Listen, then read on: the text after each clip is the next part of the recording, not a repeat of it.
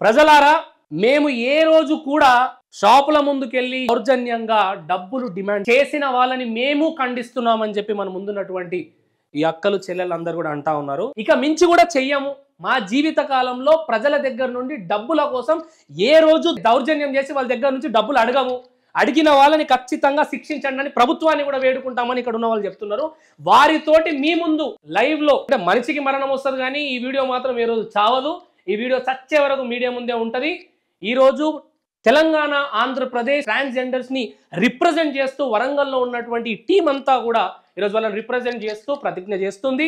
ఇది అందరి మంచి కోసం, మనందరం కలిసి ఉండడం కోసం ఒక మంచి ఆలోచనతో కూడిన మెట్టు నేను ఆలోచిస్తున్నా. మేము నమ్మే మా అర్ధనారీశ్వరుడి పైన ఒట్టేసి చెప్తున్నాము,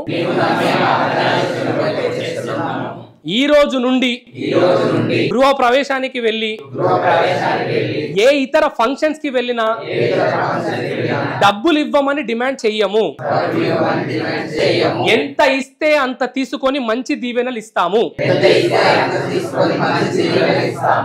ఒకవేళ ప్రవర్తించిన వారి పైన అలాంటివి మా దృష్టికి వచ్చిన మా గురువులకు చెప్పి పోలీస్ వారికి వాళ్ళని అప్పచెప్పి చట్టపరంగా ఏం జరిగినా మేము దానికి సిద్ధంగా ఉన్నాము. జై హింద్. థ్యాంక్ యూ అందరికమ్మా. Thank you so much.